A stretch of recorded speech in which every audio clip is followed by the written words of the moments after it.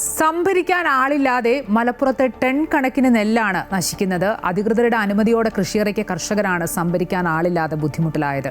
മുഖ്യമന്ത്രി ഉൾപ്പെടെയുള്ളവർക്ക് പരാതി നൽകിയിട്ടും യാതൊരു നടപടിയുമില്ലെന്ന് കർഷകർ പറയുന്നു.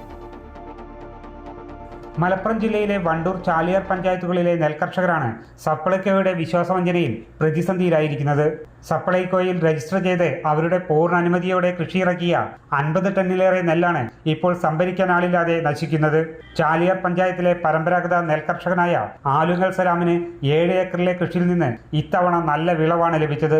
എന്നാൽ കൊയ്തെടുത്ത നെല്ല് സംഭരിക്കാൻ ആളില്ലാതെ എലി തിന്നും മഴയേറ്റും നശിച്ചുകൊണ്ടിരിക്കുകയാണ്. സപ്ലൈകോയുടെ നിർദ്ദേശപ്രകാരം വൈറ്റ് ഗ്രേയിൽ 055 ഇനം നെല്ലാണ് സലാം കൃഷി ചെയ്തത്. എന്നാൽ ഇപ്പോൾ ഈ വെള്ളയരിയുടെ നെല്ല് തങ്ങൾക്ക് വേണ്ടെന്നാണ് മില്ലുകാർ പറയുന്നത്. സപ്ലൈകോ നമ്മൾ എടുക്കുന്ന ഇതിലാണ് നെല്ല് ഉണ്ടാക്കിയത്. നെല്ലാണ് നല്ല സൂപ്പർ നെല്ലാണ്.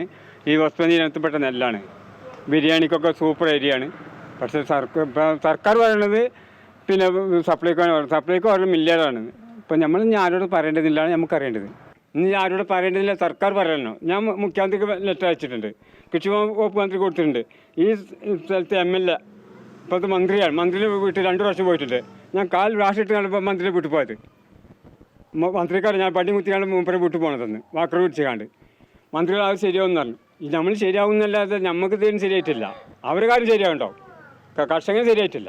ലക്ഷങ്ങളുടെ ബാങ്ക് വായ്പ എടുത്തും വലിയ തുക പാട്ടത്തിനെടുത്തുമാണ് കർഷകർ കൃഷി ഇറക്കുന്നത്. ഉൽപ്പാദിപ്പിച്ച നെല്ല് വരും ദിവസങ്ങളിലെങ്കിലും സംഭരിച്ചില്ലെങ്കിൽ കർഷകർ വലിയ കടക്കെണിയിലാകും. അമൃത ന്യൂസ്, മലപ്പുറം.